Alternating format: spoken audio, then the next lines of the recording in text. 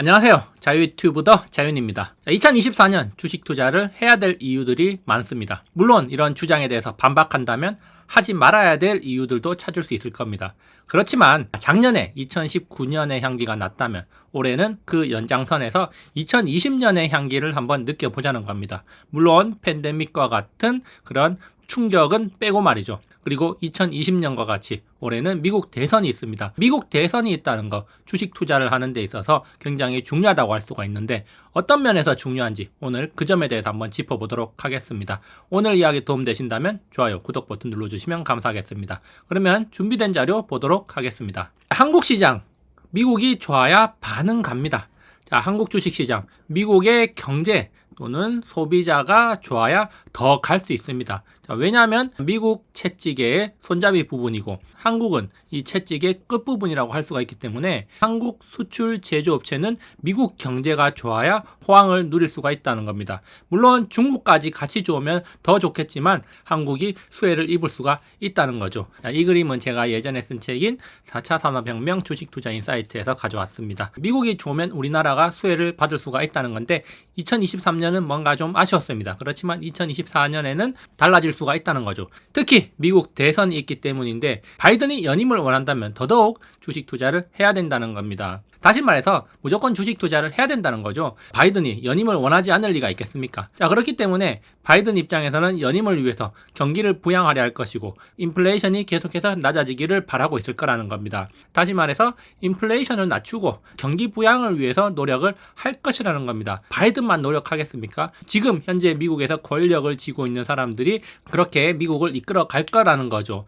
인플레이션은 고통스럽고 경기가 좋아야지 사람들은 관대해진다는 겁니다. 2021년 1월 이후에 바이든 국정 운영 지지율을 살펴보면은 줄곧 이렇게 하락을 했습니다. 그래서 2022년 7월에 지지율이 바닥을 찍고 그 이후로 반등을 하고 있는 모습인데 2023년 하반기에는 조금 부진한 모습이 나타나고 있지만 자, 그런데 이런 지지율의 모습을 보니까 뭐하고 비슷하냐? 미국 CPI하고 비슷하다는 겁니다. 자, 여기 보면은 자, 미국 CPI 그래프를 제가 뒤집어 놨습니다. 2021년 1월부터 자, 현재까지 미국 CPI인데 자, 미국 CPI를 보면은 이렇게 고점을 찍고 급격하게 떨어지기 시작해서 지금 많이 떨어졌죠.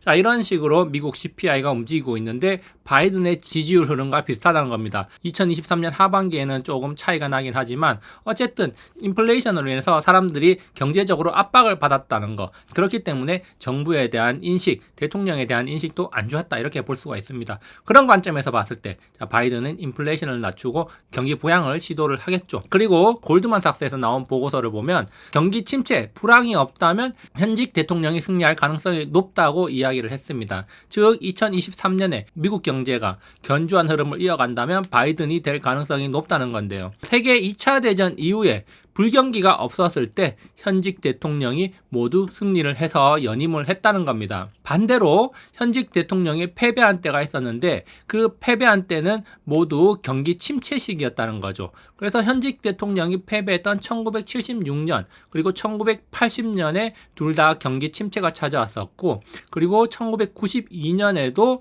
경기 침체가 찾아와서 연임에 실패를 했습니다. 그리고 최근에는 2020년 트럼프 대통령이 연임에 실패하는 사례가 있었는데 그때도 코로나로 인해서 경기 침체가 찾아왔고 대통령 선거에서 패배를 했죠. 그리고 연임이 아니더라도 경기 침체가 왔을 때는 정권 교체가 일어났었는데 1960년 대통령 선거가 있을 때도 경기 침체가 나타났었는데 이때 여당이 패배하고 정권 교체가 됐고 2008년 금융위기 때도 오바마 전 대통령이 낮은 지지율로 시작을 했지만 금융위기 이후에 지지율을 급격하게 높여가면서 대통령에 당선이 됐습니다. 그 당시에 오바마는 선거 유세를 하면서 월스트리트에 대한 공격을 했고 그런 것들이 사람들의 지지를 얻으면서 지지율이 급격하게 올라갔다는 분석이 있죠. 어쨌든 경기 침체가 찾아오지 않는 이상 여당 대통령이 승리할 가능성이 높다는 거 역사적으로 증명이 됐고요. 그렇기 때문에 바이든 입장에서는 경기 침체, 불황을 불러오지 않고 경기 호황이 이어질 수 있도록 노력할 거라는 겁니다. 정부 주도로 미국 경제를 계속해서 부양을 할 거라는 거죠. 자, 특히 주식시장에 대한 부양 시장도 빼놓을 수가 없을 건데요. 왜냐하면 미국 가계자산에서 주식은 매우 중요한 비중을 차지하고 있습니다. 자, 우리나라와 달리 미국 같은 경우는 금융자산의 비중이 전체 가계자산 비중에서 70% 이상을 차지합니다. 그리고 그 중에서 40% 이상이 주식이기 때문에 주식시장을 부양하는 건 매우 중요한 과제라고 할 수가 있죠. 특히 노후연금도 주식과 연동이 되어 있기 때문에 미국은 주식시장을 부양하는 일을 적극적으로 진행할 가능성이 높다, 이렇게 볼 수가 있겠습니다. 그리고 현재 미국 내 주류 세력들은 바이든의 연임을 원하는 듯한 액션이 나오고 있습니다. 특히 최근에 이슈가 되고 있는 게 트럼프 대통령의 대선 출마를 막으려는 몇몇 주들의 움직임이라고 할 수가 있는데, 최근에는 메인주 법원이 후보 자격 박탈을 선언을 했고, 트럼프가 이에 항소를 해서 연방대법원으로 가서 결판을 내게 됐죠. 그 이전에는 콜롬비아주에서도 대통령 후보로 등록할 수 없다고 판결을 내렸습니다. 자, 이렇게 지금 현재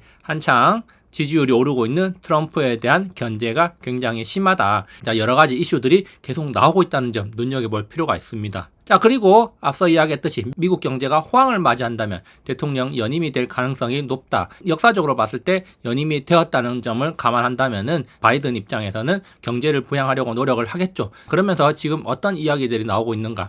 자, IMF에서도 미국 경제 연착륙을 향해서 가고 있다. 그리고 현재 재무장관인 옐런이 미국 경제 연착륙을 향해 가고 있다. 인플레이션은 확실히 하락 중이라고 하면서 계속해서 밑밥을 치고 있습니다. 자, 그리고 이 옐런과 파월은 옛날부터 돈독한 관계를 맺고 있다는 사실을 감안해 본다면은 현재 미국 정부의 주류들은 미국 경제를 위한다는 대의를 위해서 여러 가지 부양책에 가까운 정책들을 내놓을 가능성이 있다, 이렇게 볼 수가 있겠습니다. 자, 그래서 결론, 미국 경제는 더 나아질 것이고 한국 경제에 유리하다. 느리지만 제조업 경기는 좋아질 것이고, 그리고 한국은 채찍 효과를 누릴 것이라고 생각해 본다면 2024년 시장을 우리가 더 기대해 볼 수 있습니다. 그래서 2024년은 인내와 수확의 시기가 되지 않을까, 이렇게 생각해 보는데요. 그래서 제가 마지막으로 하고 싶은 말, 인내하고 그러고 나서 수확하라 라고 말씀드리고 싶습니다. 투자 성공의 여부는